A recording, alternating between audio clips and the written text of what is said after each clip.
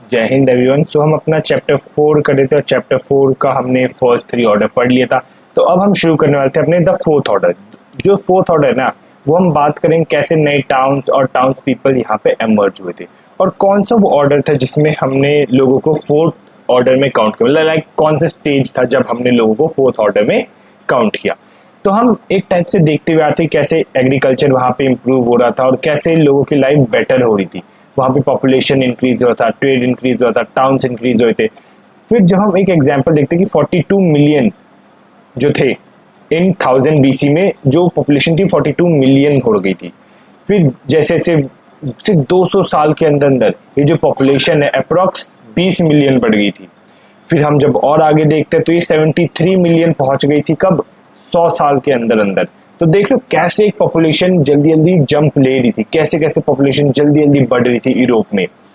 क्यों? क्योंकि वहाँ पे एग्रीकल्चर कंडीशन अच्छी थी, वहाँ पे फूड अच्छा मिल रहा था, वहाँ पे भी ग्रोथ हो रही थी, बेटर लाइफ अच्छी हो रही थी। वहाँ पे अब खाने की वजह से क्या होता, ज़्यादा बढ़िया खाने की वजह से एक लॉन्गर लाइफ स्पैन हुई थी। अगर आप बढ़िया खाओगे, बढ़िया रहोगे, कोई बाहर का नहीं खाओगे, जंक फूड नहीं खाओगे, तो आपकी लाइफ स्पैन अच्छी होती है। तो वही चीज़ यहाँ पे देखने को मिली थी। और 13 BC में, 13 BC कह रहा हूँ, 13 CE में, सेंचुरी में क्या हुआ था कि यूरोपियंस की लाइफ एक्सपेक्टेंसी जो होती है वो 10 साल के लिए बढ़ गई थी। मतलब पहले वो जो 60 साल जी रहे थे वो अब 70 साल जीने लग गए। मान लो 70 की एक एवरेज था तो वो अब 80 साल जीने लगे। तो 10 साल जो थी उनकी लाइफ एक्सपेक्टेंसी बढ़ गई थी। ठीक है। फिर जब हम देखते हैं यहाँ पे बट वुमेन्स और गर्ल्स की ना जो लाइफ स्पैन थी वो छोटी थी। क्यों? क्योंकि वुमेन्स और गर्ल्स को उतना बढ़िया खाना नहीं मिल पाता जितना मेंस को खाना देते हैं। जैसे उस टाइम पे पेट्रियार्कल सोसाइटी थी, ज्यादातर मेल्स डोमिनेटिंग थी, तो आदमियों को ज्यादा बढ़िया खाना मिलता था तो उनकी लाइफ एक्सपेक्टेंसी ज्यादा बढ़िया थी, वो ज्यादा जीते थे। बट जो गर्ल्स थी उनकी लाइफ स्पैन थोड़ा कम था एज कम्पेयर टू मेल। फिर जब हम बात करें रोमन एम्पायर के टाउन्स की, जब रोमन एम्पायर टूटा था ना तो सारा हिस्सा डेजर्टिफाइड हो गया था, मतलब पूरा का पूरा टूट गया था। जब रोमन एम्पायर टूटेगा, कोई वहां पे अथॉरिटी नहीं होगी इस चीज को मेंटेन करने के लिए, तो ऑब्वियस सी बात है पूरा का पूरा हिस्सा डेजर्टिफाई हो जाएगा। आपका घर ही है, आप इस घर को छोड़ के 1-2 साल के लिए चले जाओ, वापस आओगे देखोगे जाली लगे हैं, मिट्टी लगी हुई है इतनी सारी। तो यहाँ पे आपको ये पता चलेगा कि वैसे ही रोमन एम्पायर जो था जब वो टूटा तो उसे कोई मेंटेन करने वाला नहीं था, उसकी वजह से पूरा का पूरा जो था खराब होता चला गया, जो भी बचे कुछ चीजें थी, और पूरा डेजर्टिफाई हो गया था। बट 11th सेंचुरी में क्या हुआ, 11th सेंचुरी में ना एग्रीकल्चर इंक्रीज हुआ था। और एग्रीकल्चर जब इंक्रीज होता है उसमें पॉपुलेशन इंक्रीज होगी क्योंकि वहां पे लोगों को खाने को मिल रहा है, लोग आएंगे उस जगह पे। तो ये सब जो चीजें थी वहां पे टाउन्स डेवलप होने लगे। अब 11th सेंचुरी में क्या हुआ, 11th सेंचुरी में सबसे पहली चीज एग्रीकल्चर बूम किया, एग्रीकल्चर बूम हुआ। अब जब एग्रीकल्चर बूम होगा लोगों को पता चला अच्छा यहाँ पे खाने को मिल रहा है, तो वहां पे क्या होगी, ऑटोमेटिकली पॉपुलेशन इंक्रीज होगी। जब पॉपुलेशन इंक्रीज होगी तो वहां पे रहने के लिए घर वगैरह ये सब चाहिए होगा। जैसे आप कहीं जाते होगे जहाँ पे आपके घर के आसपास नहीं कह सकते, थोड़ा दूर पे जहाँ पे पूरा खाली मैदान पड़े हैं, बट वहाँ पे जैसे जैसे डेवलपमेंट होनी शुरू होगी, जैसे जैसे टाउन्स मॉल्स ये सब बनेंगे तो क्या होता है वहाँ पे डेवलपमेंट होनी शुरू होती है, वहाँ पे लोग अपने घर बनाने शुरू होते हैं, वहाँ पे टाउन स्टैब्लिश होने शुरू होते हैं। तो वैसी चीज यहाँ पे होने लगी थी, एग्रीकल्चर हुआ, पॉपुलेशन बढ़ी, टाउन्स यहाँ पे ग्रो होने लगे। जो पीजेंट्स थे, अब एग्रीकल्चर इतना बढ़िया होता है कि वो सोचे थे कि जो हमारा एक्स्ट्रा बच गया उन्हें खा लिया, बेच दिया, बट फिर भी उनके पास बहुत सारा बच गया, तो उन्हें एक ऐसी प्लेस चाहिए थी जहाँ पे उन सारी आइटम्स को बेच सके, एक सेंटर प्लेस। जैसे आपके आसपास भी कोई मार्केट लगती होगी, जैसे मैं पालम में रहता हूँ तो पालम में यहाँ पे हर शुक्रवार को एक मार्केट लगती है बड़ी सी, तो वहाँ पे लोग वेंडर्स आते हैं अपना सामान बेचते हैं। तो वैसे ही आपके यहाँ पे भी कोई मार्केट लगती होगी, तो वैसी ही मार्केट यहाँ पे स्टैब्लिश होना शुरू हुई थी। एक हम तो आज के टाइम में मार्केट कहते हैं, बट वहाँ पे सेलिंग सेंटर्स हो गए, जो centre for trade and commerce हो गया, ये सारी जो चीजें थी वहाँ पे डेवलप होनी शुरू हुई थी। अब वहाँ पे जाके तुम कुछ भी अपना टूल्स बेच लो, खरीद लो, कपड़े बेच लो, खरीद लो, सामान को बेच के खरीद लो, एग्रीकल्चर प्रोडक्ट खरीद बेच सकते हो। तो ये सारी चीजें वहाँ पे शुरू होने लगी थी। बट जैसे जैसे अब मार्केट लग रहा है तो अब ऐसा तो नहीं कभी भी रैंडम लग जाएगा। अब मेरे यहाँ पे हर शुक्रवार को लगता है, तो एक पीरियोडिक फेयर होना शुरू होता है, मतलब कि उन्हें पता होता है कि इस तारीख को या फिर हफ्ते में इस दिन पे यहाँ पे मार्केट लगेगी। तो एक पीरियड में चलने लगा, मान लो कि पहली बार 1 को लगा, फिर दूसरी बार 3 को लगा, फिर 5 तारीख को लगा, फिर 7 तारीख को लगा, फिर 9 तारीख को लगा, फिर 11 तारीख को लगा। तो एक देख रहे एक कॉन्टिन्यूस पीरियड था जिसके बीच में ये चला करते थे। कि हर 2 दिन बाद 3 दिन बाद इतने दिन बाद एक फिक्स बना लेते, एक फिक्स पीरियड हो गया था कि इतने टाइम बाद ये अपने मार्केट में जाएंगे, अपने गुड्स को बेचेंगे। और वहां पे पहले, अब ऐसा तो होगा नहीं जाते साथ ही सबसे बड़ी मार्केट लगी, एक स्मॉल स्केल मार्केटिंग सेंटर शुरू होंगे, फिर धीरे करके वो ग्रेजुअली करते करते वो एक बड़े टाउन में डेवलप होगा। अब वहां पे जब डेवलपमेंट होगी, यहाँ पे लोग आएंगे अपना खरीदने, तो वहां पे हमें चर्च भी देखने को मिलते हैं, रोड्स भी देखने को मिलते हैं, merchants building, shops, homes, offices, ये सब भी हमें वहां पे देखने को मिलती है। जैसे जैसे टाउन्स वहां पे डेवलप होते हैं, जैसे जैसे वो एग्रीकल्चर सेंटर जो था, एग्रीकल्चर कहना सेलिंग सेंटर जो था वो डेवलप होता है, तो हमें ये सारी चीजें भी वहां पे देखने को मिलती है। Where those who govern the town could meet in other places grew large square, bishop, castle, large। अब धीरे करके नहीं बड़े होते जाते हैं। अगर मैं आपको इमेज में दिखाऊं, ये आप देख रहे हो, ये पूरा क्या है, ये एक टाउन है, ठीक है। अब इस टाउन के तुम आसपास देख रहे हो, ये थोड़ा फोर्टिफाई किया हुआ है, यहाँ से यहाँ तक यहाँ तक ये पूरा। अब यहाँ पे कहीं पे किसी का घर है, कहीं पे कोई सामान बेच रहा है, कहीं पे कुछ, कहीं पे कुछ, कहीं पे कुछ, तो ये सारा पूरा एक टाउन के अंदर काउंट किया जाता था। फिर जब हम वापस आते हैं, अब इन टाउन्स में ना क्या होता था, people paid a tax to lord own the land which in the stood offer towns offer processed, आगे क्या है, पेड वर्क फ्रीडम। अब देखो टाउन जो डेवलप हुआ ना, उसके लिए जो पीजेंट्स थे उनके लिए रास्ता खुल गया। उनने कहा यार देखो, मैं हफ्ते में 3 दिन जा रहा हूँ अपनी लॉर्ड की जमीन पे काम करने, ठीक है, कई बार लॉर्ड मुझे इससे भी ज्यादा दिन, कई बार 7 के 7 दिन काम करवाता है अपनी जमीन पे, इससे अच्छा मैं, और मुझे इसके बदले कुछ फीस भी नहीं मिलती, लॉर्ड उन्हें कोई पैसा वैसा कुछ नहीं देता था काम करवाने, बट हायरार्की थी, एक वेसलेज था, तो उस हिसाब से वो काम चलता था। तो उनने कहा कि नहीं, हमें ये सिस्टम चाहिए नहीं, हमें बिना पैसे के काम करना ही नहीं है। हम क्या करेंगे, हम जाएंगे टाउन्स में। कहाँ जाएंगे हम? टाउन्स में। वहां पे जाके हम अपना काम करेंगे, और जो भी हमें मिलेगा, कम से कम जो भी मिलेगा वो एंटायर हमारा होगा ना, किसी और के लिए हम फ्री तो काम करेंगे नहीं। तो उनने सोचा कि हम पेड वर्क करेंगे और अपनी आज़ादी के लिए लड़ेंगे। अब अगर वो गांव में रहते तो ऑब्वियसली बात है, जो बड़ी जमींदारों ने पकड़ लेंगे कि हाँ वो मेरे यहाँ पे काम करो, बट वो गाँव में अब रह नहीं रहे, विलेजेस से उनने स्केप कर लिया और वो टाउन्स में आ रहे हैं। अब टाउन्स में आने पे उनका ये फायदा है कि वो अपने मन मर्जी के मालिक हो, जो चाहे वो करेंगे और किसी के फोर्स करने पे काम नहीं करेंगे। ये चीज उनके माइंड में आने लगी थी और उन्हें काम के लिए पैसे चाहिए थे, फ्री का काम उन्हें अब नहीं करना था। ये चीज हमें देखने को मिलती है जब हम 4th ऑर्डर की बात करते हैं, ठीक है। यहाँ पे पहला ही वर्ड लिखा है, अगर हम इसमें टाउन एयर मेक्स फ्री, ठीक है। ये एक पॉपुलर सिंगिंग थी, कब, एक टाइप से कि टाउन में जो भी आता है फ्री हुआ था, कोई किसी का गुलाम नहीं होता, अपनी मर्जी से जो चाहे वो कर रहा था, किसी का गुलाम नहीं बना था। ये एक सिंगिंग थी, एक टाइप से सॉन्ग था, ठीक है, जो many serve carving to be free ran and hide, ठीक है। तो ये गाया जाता था उस टाइम पे। जो सर्व्स होते, अब देखो पिजन के पास तो फिर भी, जो पिजन थे, मैंने आपको डिफरेंशिएशन बताया था पिछली वीडियो में, पिजन के पास खुद की लैंड भी होती थी, अपनी लैंड पे काम किया और जाके लॉर्ड की लैंड पे भी काम किया। बट जो सर्व्स होते थे, सर्व्स के पास तो खुद की जमीन नहीं होती थी ना, वो तो अपने लॉर्ड की जमीन पे ही काम कर रहे होते थे। लॉर्ड ने जो खाने को दिया वो खाए पिए, लॉर्ड ने जो कहा वो किए, शादी कब करनी कब नहीं करनी ये सारा लॉर्ड डिसाइड करता। तो सर्व के लिए भी ना एक फ्री टोकन था। फ्री टोकन का मतलब क्या होता है, एक टाइप से गेट अवे करना, कि मतलब भाग जाना कहाँ से, अपने विलेज से यहाँ पे आके और अपनी जिंदगी खुद से जीना। सर्व का ना एक वो था, एक मान लो सर्व तो कंप्लीट गुलाम है, अगर वो 1 साल के लिए, ठीक है, अपने वहां से दूर रहेगा, अगर भागा और लॉर्ड उसे पकड़ नहीं पाया तो वो सर्व क्या था, आजाद था। तो एक टाइप से ये टोकन था, मैं अभी वर्ड मैंने पहले यूज किया था, एक टाइप सर्व के लिए टोकन था कि यार मैं अगर भाग गया और ये लॉर्ड मुझे नहीं पकड़ पाया 1 साल तक, तो मैं आजाद हूं, फिर मैं इसके सामने जाके नाच लूंगा तो भी ये मुझे कुछ नहीं कर पाया, क्योंकि मैं अब कंप्लीट आजाद हूं। ये बात समझ आ गया? और वो क्या बन जाएगा, एक फ्रीमैन बन जाएगा। फ्रीमैन वही आजाद बंदा, अपनी मन मर्जी का मालिक, जो चाहे वो करे, जो चाहे वो खाए, जो चाहे वो नाचे गाए, है ना। Many people in towns were free peasant, escaped, serf who provide unskilled। वही चीज, इस टाउन में ज्यादातर लोग कौन थे, जो फ्री peasant थे, जो सर्व्स थे, जो भाग के आए थे, वो क्या प्रोवाइड करेंगे, अनस्किल्ड लेबर। तो जैसे से टाउन डेवलप हो रहा है, अगर टाउन डेवलप होगा तो वहां पे लेबर की जरूरत पड़ेगी, क्योंकि बिल्डिंग्स बनानी, ये सब बनाने, मटेरियल की जरूरत पड़ेगी, ठीक है। उसके अलावा फिर आपका टाइम भी जाएगा ही जाएगा उन चीजों में डेवलपमेंट। तो ये क्या था, एक टाइप से डेवलपमेंट होती है, हमें देखते हैं लोग अपने आप को एक अपॉर्चुनिटी ढूंढते हैं कि हम इन जगह पे जाके अपना काम धंधा ढूंढ सकते हैं। यहाँ पे और भी जैसे कई बार अनस्किल्ड लेबर भी थे, कुछ स्पेशलाइज स्किल लेबर भी थे, जैसे कि बैंकर्स, लॉयर्स।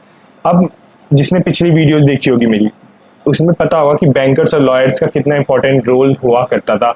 अच्छा नहीं, वो 5th चैप्टर में, सॉरी आपको नहीं कराया वो भी। तो क्या था कि बैंकर्स और लॉयर्स एक टाइप से इंपॉर्टेंट थे, क्योंकि मान लो जब इतना सारा ट्रेड हो रहा है, इतना सारा हिसाब किताब रखना पड़े, तो बैंकर्स की जरूरत पड़ेगी, जो हिसाब किताब के हाँ इसने ए ने बी से इतना लिया, ए ने बी को इतना पैसे दिए, बी ने इतना सामान वापस किया, तो इन सब की जरूरत पड़ेगी। एक बैंकर की जरूरत पड़ेगी, पैसा कहाँ जा रहा है, कैसा आ रहा है। अगर कोई डिस्प्यूट हुआ तो लॉयर की भी जरूरत पड़ेगी।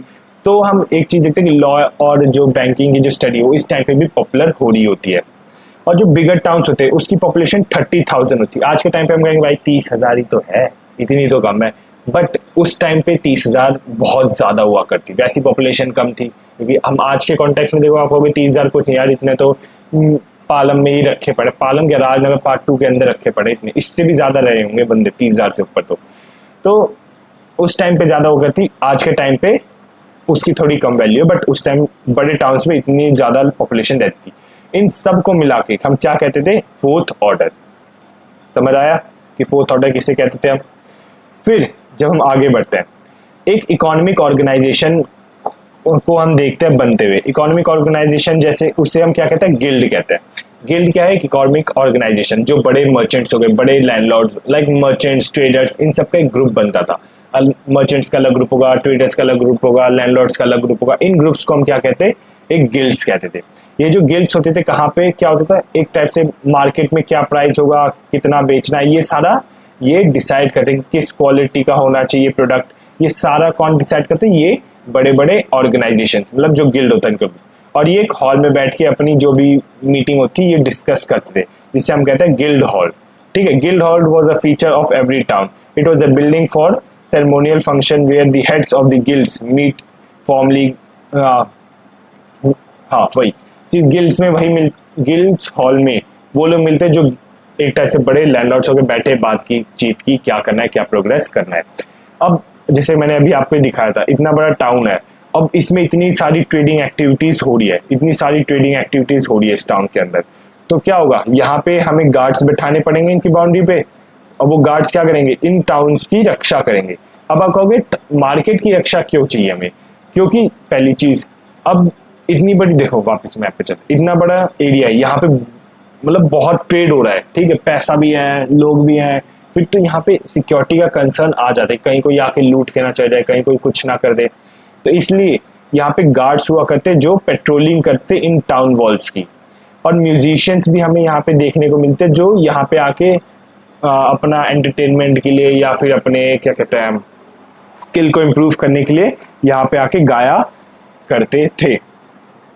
ठीक है, यही चीज। और फिर कुछ जैसे कोई ट्रेवलर आए, ट्रेवलर्स के रुकने के लिए, खाने पीने के लिए, ये सारी भी चीजें वहां पे उपलब्ध की गई थी। जो जैसे कुछ खास ट्रेवलर होगा उसके लिए टाउन के अंदर जगह बनाई जाती, जो मतलब ऐसी हुआ कि आ गया बस घूम लेके, उनके लिए टाउन के बाहर जगह बनाई जाती थी।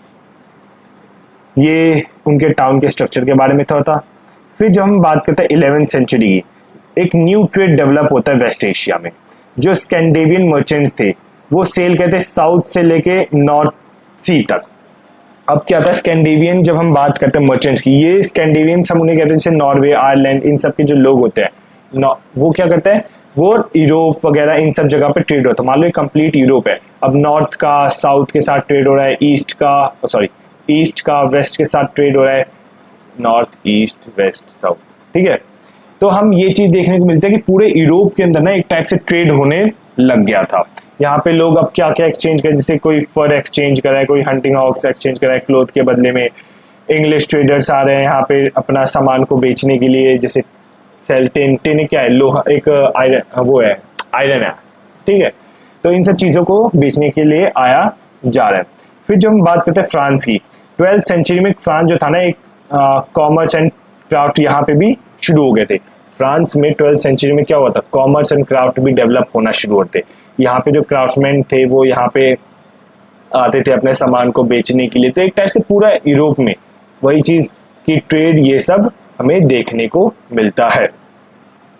Earlier, craftsmen used to travel from manor to manor. Now they found it easier to settle in one place where goods could produce and trade for goods, अच्छा ठीक है, फॉर फूड्स। अब इसमें क्या था कि जो हम यहाँ पे एक बात की गई क्राउड्समैन की, ठीक है, ये आपको दिख रहा होगा।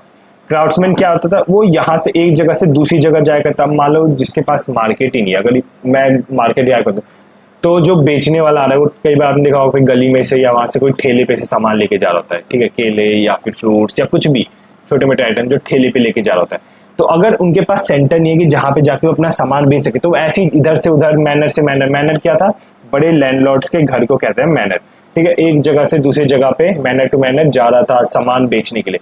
बट अब उसे क्या मिल गई थी, एक जगह मिल गई थी जहाँ पे वो उसे जाने की जरूरत, मतलब अपना गया सामान रखा, आराम से बैठा, लोग आएंगे उसका सामान खरीदेंगे और चले जाएंगे, उसे इधर से उधर जाने की जरूरत नहीं पड़ेगी। ये चीज से यहाँ पे हमें देखने को मिलती है। As the number of town grew, trade continued to expand. Town merchants became rich, powerful, revival of the pursuit. अब क्या होता है, जैसे जैसे ट्रेड टाउन्स इमर्ज हो रहे थे, बड़े हो रहे थे, बढ़ रहे थे, तो क्या होता है, इनके पास जो मर्चेंट्स थे उनके पास क्या था, उनके वो अमीर हुए थे, पावरफुल बन रहे थे, और वो किसे टक्कर देने लग गए थे, वो नोबिलिटी को टक्कर देने लगे थे, वो नोबल्स को टक्कर देने लगे थे, क्योंकि नोबल्स बहुत वेल्दी लोग थे, उनके पास जमीन ज्यादा थी। बट अब मर्चेंट्स जैसे ग्रो हुए तो उनने नोबल्स को भी टक्कर देने लग गए थे। फिर यहाँ पे एक टर्म आता है कैथेड्रल टाउन का। कहाँ गया कैथेड्रल, क्या है, एक मान लो बिग चर्च को, जो चर्च से भी बड़ा है ना, उसे हम क्या कहते हैं, कैथेड्रल, ठीक है। यहाँ पे अगर मैं आपको इमेज दिखाऊं, ये आपको इमेज देखने को मिल रही होगी, ये इमेज जो थी ना वो बहुत एक तो ये चर्च से काफी बड़ा है और इसे बनने में भी काफी कम से कम बहुत साल, ईयर्स लग जाते थे इसे बनने में, समझ आया। चलो आगे चलते हैं। One of the way that rich merchants spend their money was making donation to church. अब क्या होता था कि जो रिच मर्चेंट्स थे ना, वो क्या करते, अपने पैसे को कहाँ यूज करते, डोनेशन के लिए। कहाँ पे, चर्च पे। अब रिलीजियस एक बहुत बड़ा फैक्टर था स्टार्टिंग से ही, ठीक है, रिलीजन एक बहुत बड़ा फैक्टर है। तो जब वो अपने आप को कनेक्ट करते ना कि चर्च से, इन सब चीजों से, तो चर्च भी उनकी सपोर्ट करता था, लोग भी उन्हें सपोर्ट करते थे जो चर्च में मान्यता रखते थे। From the 12th century large churches called cathedral, वही चीज लार्ज चर्च को क्या कहा गया है, कैथेड्रल, जो कि मैंने आपको यही बताया था, बिग चर्च को हम कैथेड्रल कहते हैं। Were built in France, France में ये चीज बनना शुरू हुई थी। अभी हमने ऊपर देखा कि फ्रांस में कैसे ट्रेड्स वगैरह, क्राफ्ट्समैन वगैरह ये सब डेवलप हो रहे थे। These belong to monastery, but different group of people contributed to their construction and with their own labor, material, money। ये सब हम देखते हैं कि जो मोनेस्ट्रीज थी ना, आखिर ये जो कैथेड्रल टाउन्स है, कैथेड्रल्स हैं, ये किसे बिलोंग करती, मोनेस्ट्रीज को बिलोंग करती थी। बट यहाँ पे अलग अलग लोग थे जिनने इसके कंट्रीब्यूशन में, इसके कंस्ट्रक्शन में मदद की थी। लेबर से अलग अलग जगह से जिनने इसे बनाने में मदद की थी, मटेरियल, मनी, ये सब यूज हुआ था। Cathedral were build of stone. अभी किससे बना था, ये स्टोन से बना था, और कई बार कई साल लग जाते थे इसे बनाने में। यही चीज जो मैंने अभी पीछे आपको इस इमेज पे आपको एक्सप्लेन कहा, इमेज ये इस इमेज पे एक्सप्लेन की, कई साल लग जाते, कई लेबर्स लग जाते इसे बनाने में। As they were built, the area around the cathedral became more populated. When they completed, became center of pilgrimage. That small town developed around it. अब देखो, ये आपको इमेज दिख रही है कैथेड्रल की। अब मान लो कि यहाँ पे एक, मैं अगर बड़ा इमेज, मान लो कि एक छोटा, यहाँ पे, ठीक है, ये यहाँ पे एक छोटा सा एक कैथेड्रल बन गया। छोटा मतलब क्या, बड़ा सा एक कैथेड्रल बन गया। अब यहाँ पे लोग आएंगे, अब लोग यहाँ प्रेयर करने आ रहे, तो यहाँ कोई छोटे मोटे ठेले ये सब बनने लगे कि लोग आएंगे, थक गए, पानी वानी पी लेंगे। फिर यहाँ पे टाउन्स बनने घर बनने लगे कि जो दूर दराज से आ रहे वहाँ के रुक सकते हैं। फिर मार्केट डेवलप होने लगी, किसी को सामान खरीदना हो, और कोई यहाँ पे फिर क्या कहते हैं, कुछ मर्चेंट्स अपने बिजनेसमैन खोल लिया, कुछ कुछ कुछ कुछ। तो ऐसे करके धीरे धीरे करके क्या हम देखते हैं कि ये जो कैथेड्रल था, इसके चारों तरफ जो लोग थे वो क्या होने लगे थे, टाउन्स, मतलब टाउन्स ये सब डेवलप होने देखने को मिलता है। और ये धीरे धीरे करके क्या बनता है, ये एक पिलग्रिमेज साइट बनता जा रहा था। पिलग्रिमेज एक धार्मिक जगह बनती जा रही थी, एक टाउन्स यहाँ पे डेवलप होते, पॉपुलेशन यहाँ पे बढ़ रही थी। तो ऐसे करके जो कैथेड्रल बना था उससे हम कैथेड्रल टाउन्स कहने लगे, जो वो टाउन जो कैथेड्रल के आसपास बसने लग जाते हैं। यहाँ तक बात समझ आई, चलो आगे चलते हैं। कैथेड्रल इस तरीके से डिजाइन था ना कि वहां पे जो प्रीस्ट की आवाज होगी ना, वो हर किसी को सुनाई देगी, क्लियरली एकदम अच्छे से सुनाई देगी। किसी को ये नहीं लगेगा अरे प्रीस्ट क्या कह रहा है, ठीक है। तो ऐसा कुछ नहीं था वहां की, उस इस तरीके से बात है कि आवाज गूंजेगी और हर किसी आदमी को अच्छे से सुनाई दी जाएगी। इन केस वहाँ पे ज़्यादा नंबर ऑफ लोग आ गए और ज़्यादा लोग वहाँ पे गैदर हो जाते हैं। तो अगर कोई मॉन्क सिंगिंग कर रहा है तो उनकी जो आवाज़ इस तरीके से गूंजे ना कि जब वो गा रहे हैं तो एक बहुत ईयर प्लीजिंग हो, मतलब कान को अच्छे से सुनाई दे। इस टाइप की जो सिंगिंग, इस टाइप का जो उनने थॉट था कैथेड्रल को सोच के बनाया था। और जब लोग वहाँ पे प्रेयर करें वो दूर डिस्टेंस तक सुनाई दे, ठीक है। तो मतलब कोई बंदे को अगर टाइम नहीं मिला प्रेयर करने का तो उससे प्रेयर उसने सुन ली तो उसने हाँ चलो ठीक है, मैंने प्रेयर सुन ली, मैंने भी भगवान को याद कर लिया और मैं अपने काम पे चलता हूँ। तो इस टाइप की भी सोच वहाँ पे थी। अब यहाँ पे एक वर्ड यूज किया गया स्टेन्ड ग्लास का। जब मैं बात करूँ स्टेन्ड ग्लास मतलब ग्लास, एक टाइप से तुम्हें इमेज दिखाता हूँ। ये इमेज देखने को मिल रही है आपको, ये इमेज क्या है, इस इमेज पे कुछ ना कुछ आपको पेंटिंग दिखने को मिल रही है। ये पेंटिंग क्या, ये डिपिक्ट करती थी किसी ना किसी चीज को। ये पेंटिंग क्या डिपिक्ट करती थी, ये किसी बाइबल में लिखी कोई इंसिडेंट को डिपिक्ट कर गया, किसी चीज को डिपिक्ट कर गई। तो ये पेंटिंग उन चीजों को डिपिक्ट, हर कैथेड्रल में अलग अलग ग्लास पे अलग अलग इंसिडेंट हुआ था जो फेमस इंसिडेंट थे बाइबल के। तो इससे लोग एक उस पेंटिंग को देख के उसकी मतलब समझ सके। इस टाइप की थिंकिंग होती थी, सोच रहे हो। अब ये जो ग्लास होता था ना, ये इस तरीके से बनाया गया था कि दिन में ना सूरज की रोशनी सीधा अंदर आ सकती है कैथेड्रल में, और कैथेड्रल को मतलब लाइट्स की जरूरत नहीं पड़ेगी क्योंकि सनलाइट इतनी अच्छी आ रही है, तो उन्हें कैंडल्स वगैरह, दिन में कैंडल्स वगैरह की जरूरत नहीं पड़ेगी। फिर हम देखते हैं रात में ना जब कैंडल्स जलती थी तो ये ग्लासेस इस तरीके से बाहर की तरफ शाइन करती कि देखने के लिए बहुत बढ़िया, बहुत सुंदर लगता है कि हाँ भाई कुछ तो अंदर यहाँ पे चल रहा है, ठीक है। फिर the stained glass narrated the story, वही चीज, वो जो ग्लास होती थी वो क्या नरेट करती किसकी, स्टोरीज ऑफ बाइबल, पिक्चर्स के फॉर्म में। जो बंदे पढ़ नहीं पाते थे, जो लिख नहीं पाते, उनके लिए ये चीज थी कि वो इमेज देख के समझ जाए कि उसमें क्या हो रहा है। चल हाँ, यहां तक बात समझ आ गई है। कैटल दैट, ठीक है, the crisis of the 14th century, ठीक है। अब हम पढ़ने वाले the crisis of the 14th century. अब मैं जब बात करता हूँ 14th सेंचुरी में कुछ ऐसा हुआ जो बूम हो रहा था। यहाँ पे देखो 5 से लेकर 10th सेंचुरी तक क्या हुआ कि एक कोल्ड क्लाइमेट था। क्या था? कोल्ड क्लाइमेट था। फिर 11th सेंचुरी से हम देखते हैं, 11th से 13th सेंचुरी तक हम देखते हैं एक वार्मर क्लाइमेट हमें देखने को मिलता है। बट जैसी 13th सेंचुरी का एंड हो रहा होता है और 14th सेंचुरी की स्टार्टिंग हो रही होती है, हमें फिर वैसी कुछ टर्मोइल देखने को यहाँ पे मिलता है। यहाँ पे 14th सेंचुरी में क्या होता है, एक इकोनॉमिक जो एक्सपेंशन होता है वो धीमा पड़ जाता है।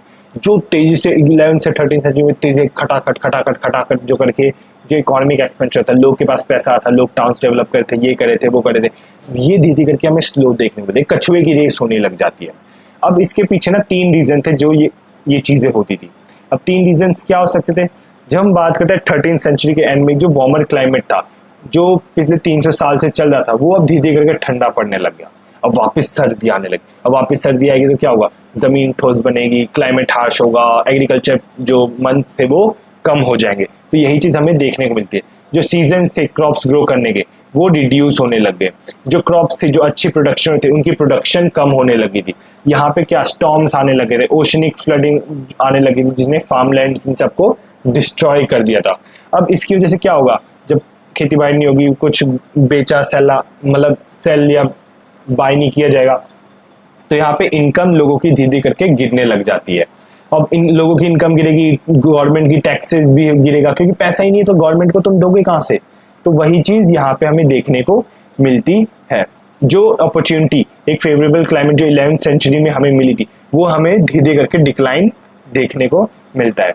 अब मैंने आपको बताया था कि 11th सेंचुरी से पहले, अगर आपने पिछली वीडियो नहीं देखी तो जाके एक बार देखो, हाउ कि कैसे सोशो इकोनॉमिक इम्पैक्ट होता है 11th सेंचुरी के बाद में, जब हमने बात की थी कि पीजेंट से लाइफ के ऊपर कैसे इम्पैक्ट पड़ता है। तो जो मान लो 10% हमारा एग्रीकल्चर लैंड था और 90% फॉरेस्ट हुआ करता था, 90% फॉरेस्ट हुआ करता था और ये एग्रीकल्चर लैंड हुआ करता था। ये कब की बात कर रहा हूँ, 5th से 10th सेंचुरी की बात कर रहा हूँ। बट जैसे 11th सेंचुरी आता है, जो एग्रीकल्चर फील्ड है वो बढ़ जाता है और फॉरेस्ट का जो कवर है वो घटने लग जाता है।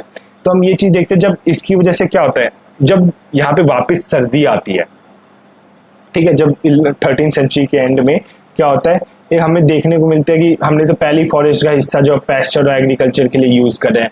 अब हमारे पास ये भी नहीं है कि हम वो फॉरेस्ट वगैरह के जो प्रोडक्ट्स हैं उन्हें यूज करके हम अपना गुजारा करते। ये भी अब पॉसिबल नहीं था क्योंकि हमने पहली लार्ज स्केल पे एग्रीकल्चर फॉरेस्ट को हमने काट रखा था। जो इंटेंसिव प्लॉगिंग हुई थी, जो मतलब अब खेती बाड़ी इतनी और थी, वहां पे वार्मर क्लाइमेट हो गया था, लोग पैसा कमा रहे थे, बहुत ज्यादा इंटेंसिव मतलब बहुत ज्यादा ही खेती बाड़ी होती, उसकी वजह से क्या हुआ था, सॉइल भी अब डिग्रेड हो गया था, सॉइल भी धीरे करके अपनी फर्टिलिटी खोता चला जाता।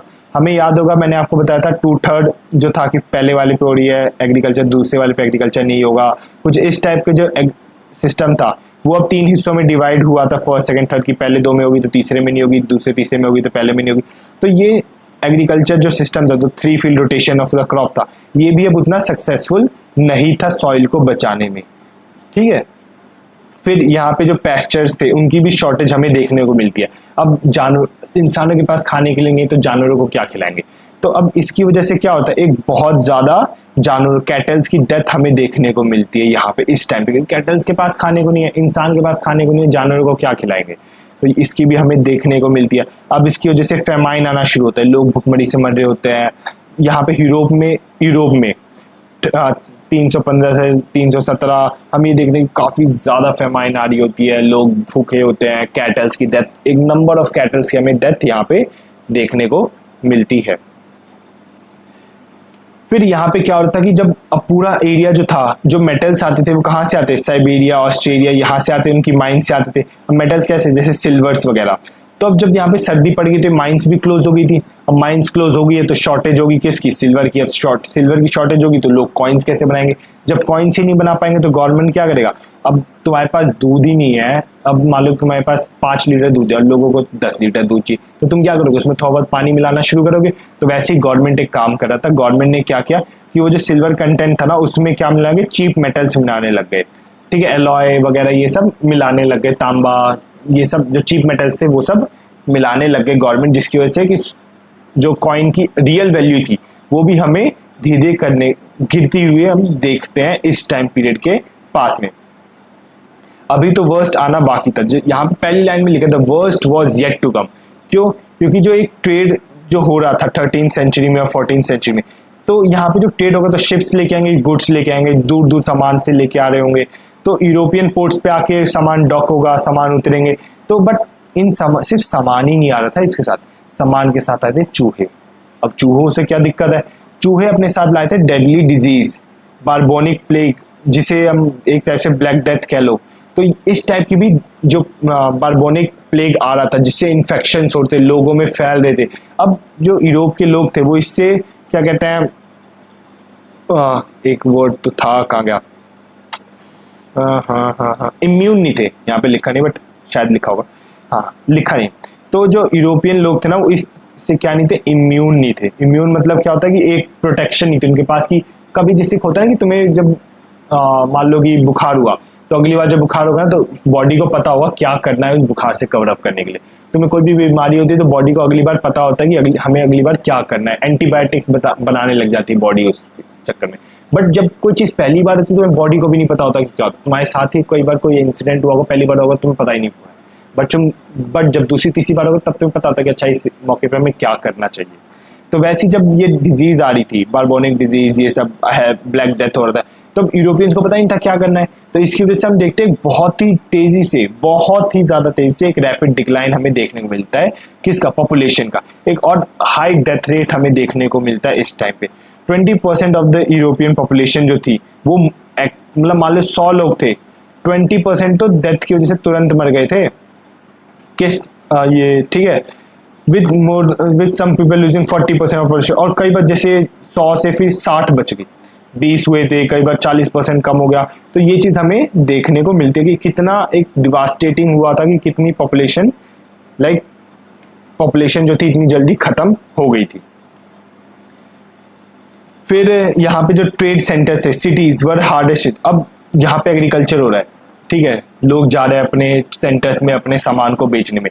अब जब यहाँ प्लेग फैल रहा है, लोगों के पास पैसा ही नहीं है, ठीक है, तो अब लोग कोई भी सामान खरीदने आएगा, सबसे बुरा कौन हिट होगा, जिसने सबसे ज्यादा पैसा इन्वेस्ट कर रखा होगा मार्केट में। अब सबसे ज्यादा पैसा कहाँ पे इन्वेस्ट होता है, ट्रेड सेंटर्स पे। अब ट्रेड सेंटर सबसे बुरी तरीके से घायल होता है, क्यों, क्योंकि वहां पे सबसे ज्यादा पैसा इन्वेस्ट हुआ जाता है। In enclosed communities like monasteries, convents, convents. When one individual contracted the plague, it was no long before everyone did, and in almost every case none survived. अब ये इतना बुरा था ना कि जैसे अब in enclosed communities like monasteries and convents, when one individual contracted the plague, it was no longer everyone did. अब क्या था, अब मोनेस्ट्रीज में या टाउन्स में यहाँ पे लोग क्लोज बिल्डिंग्स, आपने मैंने ये देखो यहाँ पे कितनी क्लोज बिल्डिंग्स आपको देखने को मिलती है। मोनेस्ट्रीज में लोग आसपास रह रहे हैं, एक दूसरे के साथ रह रहे हैं। तो चर्च में ये सब जगह पे क्या है कि लोग क्लोजनेस है। कोविड में कहते हैं ना, जब कोविड हुआ था कि 1 गज की दूरी बना के रखे, तो इस टाइप का सिस्टम जो था यहाँ पे अभी डेवलप हुआ नहीं था कि 1 गज की दूरी बना के रखे, लोग पास में रहते। तो मान लो एक किसी आदमी को कुछ हुआ, यहाँ पे अगर कहते हैं 100 लोग आदमी एक साथ ऐसे इकट्ठा हुए और एक आदमी को अगर कुछ होगा तो दूसरे को भी इम्पैक्ट होता, तीसरे को भी, चौथे को भी, पांचवे को भी, छठे को भी। एक चैन इफेक्ट होता था कि तो एक को बाद दूसरे को, तीसरे को, चौथे को, पांचवे को, छठे को, तो इस तरीके से। और सारे लोग, कोई भी नहीं बच पाता था, नो वन सर्वाइव्ड, कोई बच ही नहीं पाता था क्योंकि सबको ही ये बीमारी फैल जाती है, बहुत जल्दी फैलती थी। और सबसे ज्यादा किसे, बूढ़े और बच्चों को फैलेगी, ठीक है। यंग और एल्डरली तो फिर भी थोड़ा बहुत अपने रजिस्ट दिखा सकते हैं, बट सबसे पहले किसे फैलेगी, बच्चों और बूढ़ों को जल्दी ये निकल जाती।